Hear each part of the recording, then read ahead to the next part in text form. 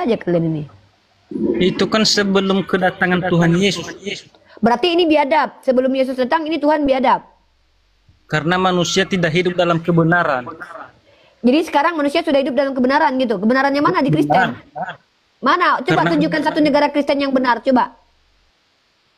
Yang kita benar karena kita percaya kepada Tuhan Yesus. Tunjukkan kepadaku satu aja orang Kristen yang benar setelah percaya Yesus. Tunjukkan satu aja mukanya. Mana? Kayak mana mukanya? Ini, kayak muka ini nih. Perempuan ini yang minta botok donatur jual firman Tuhan. Itu. Atau Lina Wijaya yang buka celana dalam. Atau Metatron yang minta iPhone Pro Max lari ke luar negeri. Atau Rudy Yohanes yang berantem dengan Edis TV. Satu umat Kristen yang benar setelah jadi Kristen, tunjukkan sama saya satu orang aja. Biar saya jadi Kristen juga. Tunjukin. Mana? Biar berguru aku kepadanya. Enggak, kita berbicara terlalu panjang pun percuma. Terlalu banyak kebohongan kalian membawa agama di sini, dekku. Sekarang Ngaku anak Tuhan bohong. Ngaku ajarannya damai bohong. Ngaku ajaran kalian itu membawa perdamaian bohong. Ngaku bahwa kalau kalian mayoritas menjadi baik bohong. Kenapa saya di sini mempertegas ucapan saya? Apa yang saya ucapkan dari tadi terpenuhi di hadapan kita. Semua yang kalian bicarakan tidak terbukti dan bahkan bertentangan dengan realitas alias dusta. Ngaku-ngaku kalau jadi Kristen benar. Mana Kristen yang benar? Kristen yang mana? Oneness, Tritunggal, Unitarian. Siapa Kristen yang paling benar? Seluruh apologet kalian tunjukkan kepada saya. Siapa yang benar? Inilah kalian, saudaraku. Kalau kalian mengajarkan kedustaan dan doktrin di gereja kalian, silakan. Tapi kalian berhadapan dengan kami umat Islam. Perintah utama dalam Al-Quran adalah Iqra bismi rabbikal ladzi khalaq. Itu wahyu pertama. Ya bukan utama ya, wahyu pertama. Apa maksudnya? Kami itu diperintahkan untuk menganalisa, mentadabur, memperhatikan, belajar, dan kritis. Jadi ketika ada orang bilang ajaran kami ajaran damai, apa buktinya? Tuhanmu mati dan bangkit di hari ketiga. Gunanya apa? Buat peradaban? Nggak ada. Ngapain aku harus menyembah kepada Tuhan yang kematiannya nggak ada gunanya? Nabiku meninggal yang kalian ejek, itu ajarannya memperbaiki peradaban. Gara-gara nabiku lah Umar Ibnu Khattab itu membuat damai Yerusalem selama 300 tahun sebelumnya, kemudian dihancurkan oleh tentara salib Paus Urbanus kedua. Baru direbut lagi sama Salahuddin Al-Ayyubi, dan kemudian Salahuddin Al-Ayyubi dipuji sama orang Yahudi karena akhlaknya. Ini baru nih hamba Tuhan. Nggak perlu ngaku-ngaku anak Tuhan. Ngapain ngaku-ngaku anak Tuhan? Kelakuan kayak Dajjal. Lebih baik mengaku hamba Tuhan tapi memperbaiki peradaban.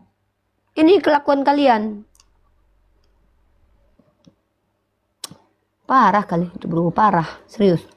Kalian MPD kalian tuh udah akut, berobat kalian ke rumah sakit, serius. Pergilah ke psikiater, harus berobat kalian. Kalau nggak berobat kalian rusak peradaban ini, NPD kali kalian. Doktrin itu membuat kalian jadi NPD gitu loh. Jadi NPD kalian, serius. Mengerikan kalian.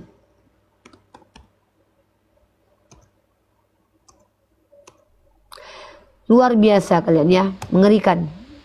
Oke lah kak, mau terima tidak terima itu terserah kakak lagi. Ya memang terserah saya lah, masa saya diatur orang, gimana sih? Ya karena iman kita itu menyelamatkan kita dari maut. Oke, kalau seandainya saya percaya kepada Yesus sebagai Tuhan, saya selamat. Ya tentu selamat lah kak. Oke, saya berzina besok, masih selamat saya? Ya bukan seperti itu pemahamannya kak. Katanya iman saja yang menyelamatkan. Gimana ini nggak konsisten adik kita ini loh. Bukan mesti seperti itu pemahamannya. Ya udah, sayang. apa definisi iman? Apa definisi iman dalam Kristen? Iman itu adalah dasar dari segala sesuatu yang kita harapkan dan bukti dari segala sesuatu yang tidak kita lihat. Ya, nggak ngerti maksudnya apa? Apa maksudnya? Percaya kepada Yesus sebagai Tuhan, selamat itu? Amin, benar-benar. Harus berbuat baik nggak? Harus berbuat baik, bukan seperti yang kakak bilang. Ngapain jadi Kristen kalau ternyata jadi Kristen harus berbuat baik lagi? Kenapa? Tuhanmu kan sudah mati menebus dosamu. Ngapain Tuhanmu mati menebus dosa kalau begitu harus berbuat baik lagi jadi Kristen? Karena Yesus pun berkata, jika engkau mengasihi aku, lakukanlah. Oke, tunjukkan sama aku. Bagaimana cara mengasihi Yesus menurut Yesus? Biar ku ikuti kau. Itu melakukan perintahnya, memberitakan Injil. Coba tunjukkan. Mengasihi sesama Injil aja. Manusia. Iya, mengasihi sesamamu manusia sebagaimana mengasihi dirimu sendiri. Jangan potong ayat itu. Benar. Tunjukkan cara mengasihi diri sendiri menurut Yesus. Yesus mengajarkan untuk kau zolim kepada dirimu, pikul salib.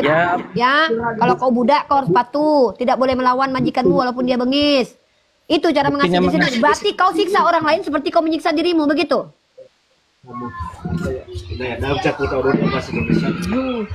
Kalian ini orang yang banyak bicara tapi tidak memiliki hukum yang jelas tentang ajaran kasih. Yang kutanya itu ketika Yesus ajarkan kalian, kasihilah sesamamu sebagaimana mengasihi dirimu sendiri. Kutanya, bagaimana cara mengasihi diri sendiri menurut Yesus? Apa kata Yesus? Pikul salibmu, sangkal dirimu. Ya. Dan bahkan penderitaan Yesus itu menjadi suri tauladan. 1 Petrus pasal 2 nomor 18. Kau baca satu perikop. Penderitaan Yesus itu jadi suri tauladan. Jadi kau harus menderita. Maka ketika kau mengasihi orang lain seperti mengasihi dirimu sendiri, kau menderita. Kau menderita, orang lain kau buat menderita. Gitu. Itu kenapa terjadi penjajah.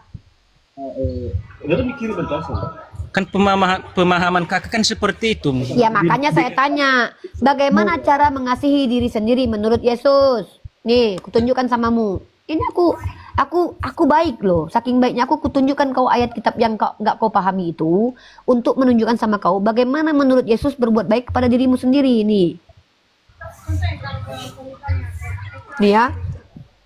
Sudah kau ikuti enggak? Kata Yesus, kasihilah sesamamu sebagaimana kau mengasihi diri sendiri. Kutanya, bagaimana cara memperlakukan diri sendiri dan mengasihi diri sendiri? Ini ajaran Yesus nih. Ya, aku bacakan samamu satu persatu ayatnya. Sabar kau ya. 1. Pasrah kalau ada yang meminta duitmu. Lukas pasal 6 nomor 30. Berilah kepada setiap orang yang meminta kepadamu dan janganlah meminta kembali kepada orang yang mengambil kepunyaanmu. Karena itu yang kau buat kepada dirimu, kau buat kepada orang lain. Itu perintah Yesus. Oh, berarti kalau kau minta sama orang lain harus pasrah memberikan kepada kau. Ya, kita Pantas kalian penjajah. Pantas kalian penjajah. Karena kalian berharap ketika kalian begitu, maka ketika kalian ambil tanahnya orang Afrika harus rela memberikan itu. Karena itu ajaran Yesus. Yang kedua, nih, harus kasih sama yang meminjam. Matius pasal 5 nomor 42. Berilah kepada orang yang meminta kepadamu. Jadi kalau ada yang minta kau berikan nggak? Ya, aku kasih, Kak. Ya udah, kau punya motor nggak? Tetapi kan bukan seperti itu pemahamannya. Perhatikan baik-baik teman-teman. Di sini dijelaskan, berilah kepada orang yang meminta kepadamu. Aku orang bukan? Kalau memang benar-benar itu benar-benar memang tidak ada di situ kata Yesus. Jangan kau menambahi firman. Kata Yesus begini, berilah kepada orang yang meminta kepadamu, janganlah menolak orang yang mau minjam daripadamu. Pinjam di 10 juta. Bagi yang tidak mempunyai itu, Kak. Tidak ada tertulis di situ. Kau tambahi. Kau yang jadi Tuhan sekarang. Inilah kalian katanya ngikutin Yesus. Bohong kalian itu, bohong. Nih kata Yesus nih. Patuhlah kepada majikan yang jahat. Mau kau kalau jadi budak tidak boleh melawan kalau kau disodomi sama majikanmu? Mau kau begitu? Tidak boleh kau melawan. Iya, berarti kalau kau mau disodomi sama majikanmu, kau rela, ikhlas, tidak melawan? Tidak, Kak, tidak melawan karena itu bukan diajari seperti itu. Ini ya, 1 Petrus pasal kedua nomor 18.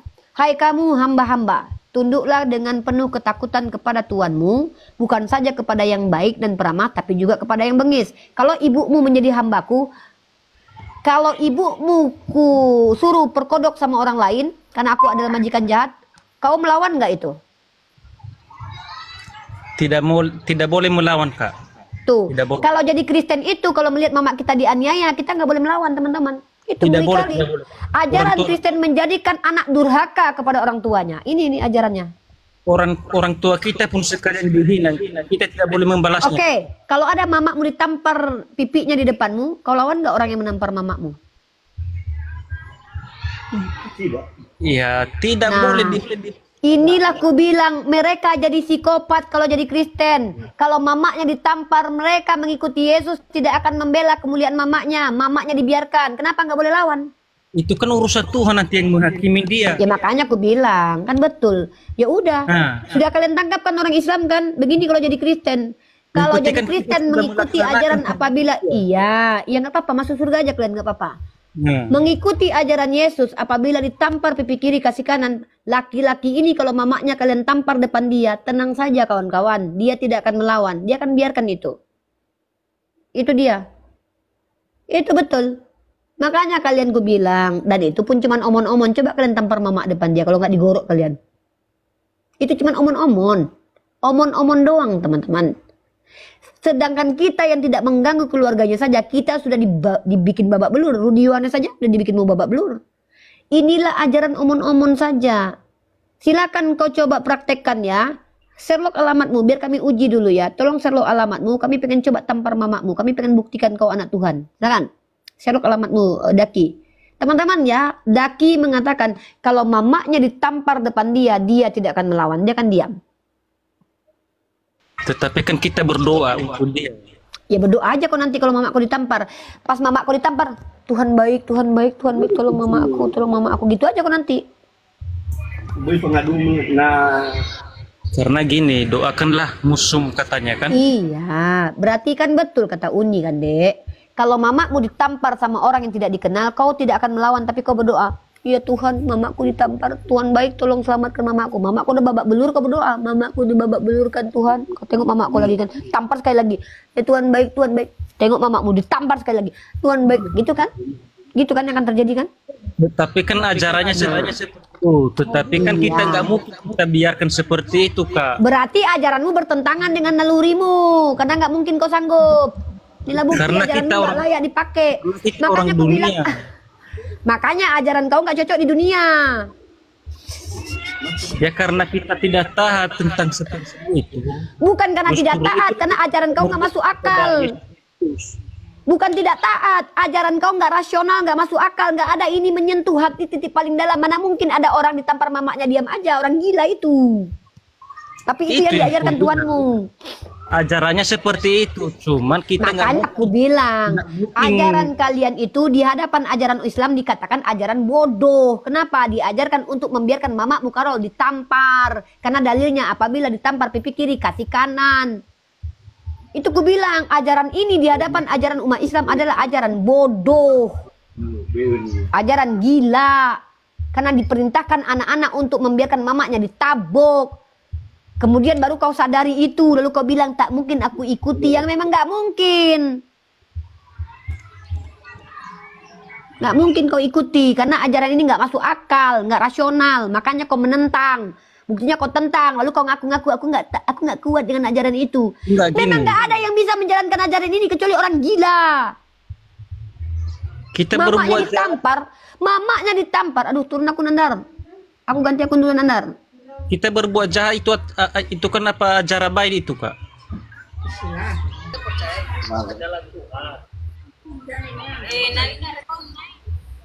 Kalau berbuat jahat itu ajaran baik atau tidak, Kak? Sabar ya. Kian Gani sabar ya. Naik Riva.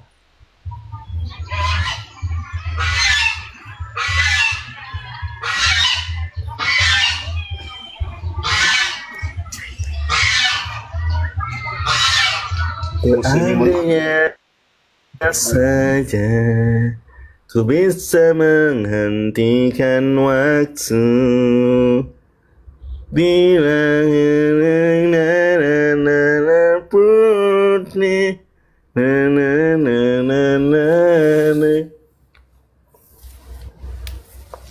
sabar ya Bang ya, sabar Bang. Siri banyak kena tombak Bang. Guys, Ripa ini gimana sih?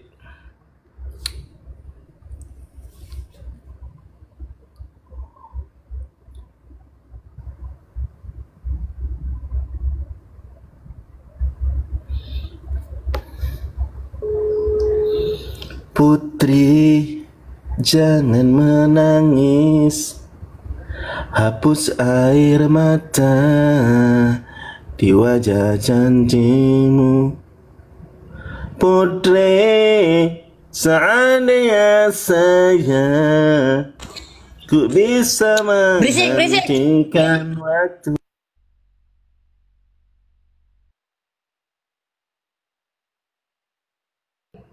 Di mute Riva. Dulu. Bentar. Jangan di mute. Sabar, gue siap-siap dulu. Oke.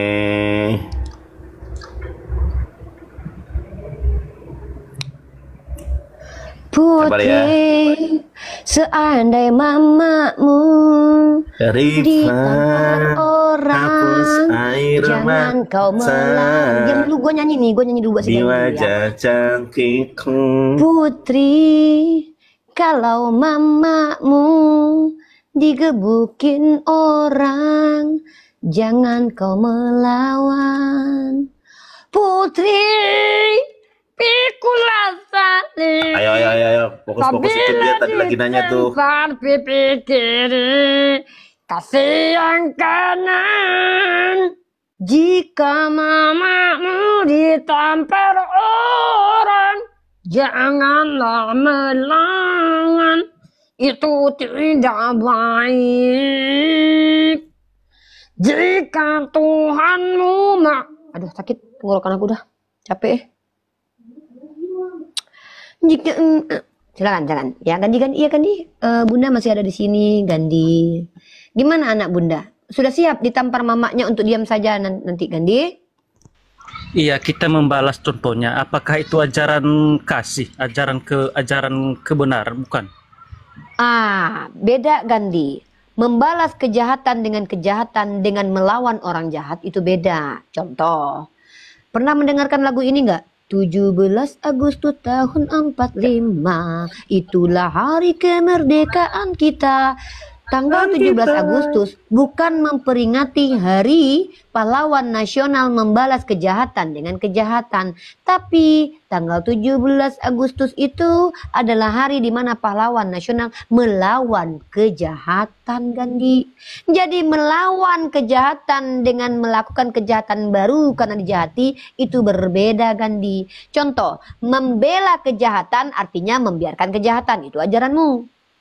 Tapi melawan kejahatan artinya tidak membiarkan kejahatan itu terjadi Gandhi. Itulah bedanya ajaran kita adikku. Ketika di ajaranmu dikatakan apabila ditampar pipi kiri kasih yang kanan, ini sama saja dengan melegalkan kejahatan, bahkan memfasilitasi kejahatan, karena kejahatan yang pertama disuruh lagi melakukan kedua kali. Mamamu ditampar ketepak, kau duduk diam saja tengok, karena kau suruh mamamu, mama berikan yang kanan. Aku kalau jadi mamamu, ku telan kau bulat-bulat, ku buang kau ke selokan, ku kutuk kau jadi batu. Ajarannya kan tidak boleh membalas Kak. Makanya aku bilang, itu ajaran normal nggak kalau tidak boleh membalas orang jahat? Normal, ada orang jahat, bukan gitu, bukan membalas jawab kau tengka. Makanya kau baca ayatnya, inilah ku Gandhi, kau ini tersesat nggak, kau ikuti ajaran Yesus nih. Menurut Yesus itu, jangan melawan orang yang jahat kepadamu. Kau tidak boleh melawan, kau diamkan, kau biarkan. Arti melawan dengan membalas beda, adekku. Melawan itu artinya ketika ada orang menjahati kita, kita bisa melakukan cimande cikalong. Contoh, ada orang memperkodok aku. Dulu, Tuhan yang bekerja jadinya. Ya makanya aku bilang, kalau kau diperkosa, kau diam saja atau melawan? Pasrah. Ya itu kalau beda kau diperkodok, kok beda cerita. Kalau kau diperkodok sama Edis TV, lobang buditmu dikejar sama Edis TV, kau diam melawan atau pasrah? Jawab.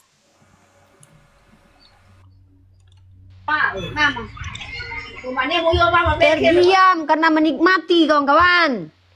Dikasih bokong kiri, dipakai bokong kiri, kasih bokong kanan, gitu kan? Ngiri saudara. Jadi ketika kalau laki-laki ini diperkodok sama si Kudis TV, diserang dubur-duburnya, dia menikmati, pasrah dia. Kalau perempuan-perempuan Kristen diperkodok, aku adik bang, lakukan lagi bang, gitu kan dek? Karena apa? Tidak boleh melawan, pasrah. Ya konteksnya kalau cuman kau yang hidup di dunia ini ya wajar kayak gitu, kan ada pemerintah juga di dunia ini. Berarti kau minta tolong pemerintah. Berarti ajaran Tuhan kau harus ditambahi lagi sama ajaran pemerintah. Maka ajaran Tuhan kau bertentangan dengan ajaran pemerintah enggak? Di ajaran pemerintah juga. Tunggu, di dalam pemerintahan kan ada juga kan. Di dalam hukum-hukum positif, ketika ada orang jahat, boleh nggak polisi melawan sama tentara kita? Ya boleh. Nah, berarti ajaran mana yang kau ikuti? Ajaran Yesus yang tidak melawan atau ajaran dari pemerintah kita yang boleh melawan? Dua-duanya.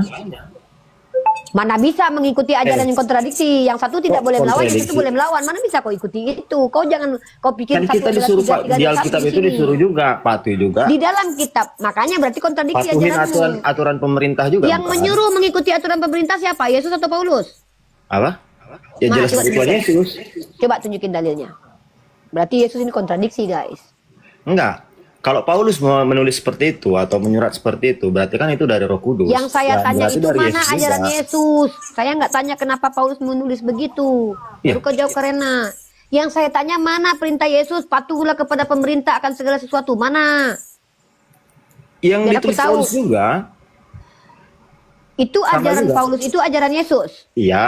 Nah, bisa nggak kau buktikan kalau yang bertemu dengan Paulus adalah Yesus? Apa buktinya?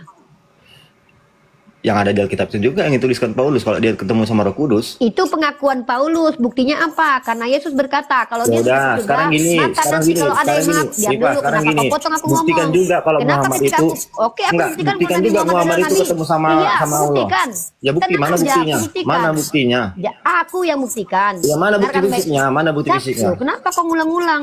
Ya mana Aku bukti ngulang. fisiknya? Mana? Ini Mana? aku Coba mau ngomong. coba Aku coba mau ngomong, ditunjukin, kenapa coba kau- Ya, aku ditunjukin. mau ngomong, kenapa kau biarkan? Oke, coba. Diam. Dengarkan teman-teman ya. Ketika orang ini mengakui bahwa yang bertemu dengan Paulus itu adalah Yesus, dia tidak mampu membuktikan. Kenapa? Yesus membantah bahwa akan ada orang yang ditemui dia setelah dia naik ke langit. Kenapa? Yesus berkata, akan ada nabi palsu yang mengaku-ngaku bertemu Yesus. Makanya Yesus berkata, Matius 24 ayat 24. Barang siapa yang mengatakan, Mesias ada di sana, Mesias di padang gurun, Mesias dalam kamar bilik, maka itu jangan kau percaya. Tiba-tiba Paulus mau ke Damsik di padang gurun tergelincir kejang-kejang karena epilepsi mengatakan aku mendengar suara. Lalu mereka percaya. Inilah kenapa aku bilang mereka ini bukan pengikut Yesus tapi pengikut Paulus. Nah kalau kau tanya apa bukti Nabi Muhammad itu adalah datang dari Tuhan. Tunjukkan satu ajaran Islam yang merugikan penganutnya dan merugikan orang lain. Gak ada. Agamamu merugikan orang lain dan merugikan diri sendiri. Contoh. Di dalam agamamu Matius 23:15. Celakalah orang Farisi yang mengajarkan agamanya menyeberangi lautan dan menjelajah daratan dan pengikutnya menjadi orang terjahat. Terbukti, Kristen menjadi orang terberingas sepanjang sejarah karena banyak merusak peradaban. Itulah bukti kalau Nabi Muhammad benar dan ajaranmu tidak benar. Kenapa? Rasulnya tidak benar, ajarannya pun tidak benar. Bagaimana mungkin ajaran dikatakan benar ketika dikatakan kepada budak atau hamba? 1 Petrus pasal kedua nomor 18. Hamba-hamba, tunduklah kepada majikanmu walaupun majikannya bengis. Tidak diizinkan melawan orang jahat di agamamu. Dan ini tidak pernah diajarkan dimanapun, di negara manapun. Bahkan tidak mungkin ada satu negara mengajarkan ini. Karena tidak rasional. Maka ini ajaran merugikan diri sendiri. Bagaimana mungkin Tuhan mengajarkan kepada kita untuk merugikan diri sendiri sementara dia pengasih kepada kita. Maka ini adalah ajaran iblis karena iblis yang menginginkan kita menderita. Maaf, bukti faktanya mana bukti faktanya? Lah, faktanya ini agama Islam itu mengeluarkan peradaban Eropa yang gelap ke dalam ke ini. Enggak, mana buktinya Muhammad Ini. ketemu sama Allah? Mana ada kami mengatakan Nabi Muhammad ketemu sama Ya udah, Allah. berarti Kau pun jangan ada. dipaksain kalau Sejak misalnya. kapan aku sampai bilang? Paulus Sejak kapan ketemu sama Nabi Muhammad Yesus. bertemu Allah secara langsung? Kalau- Kau pun aneh. Memangnya kau pikir Tuhan kami kayak Tuhan kau yang datang-datang nongol kayak jadi orang? Ada aja kau. Ini ya, ini bukti kalau ajaran Nabi Muhammad itu ajaran dari Tuhan, memperbaiki peradaban. Nih, bagaimana peradaban Muslim mengeluarkan Eropa dari zaman kegelapan? Ini ajaran dari Tuhan yang benar. Nggak mungkin ajaran setan. Masa ajaran setan memperbaiki peradaban? Ajaran setan itu merusak peradaban. Contohnya ajaran di Eropa dulu ketika Kristen bermusuhan dengan ilmu pengetahuan.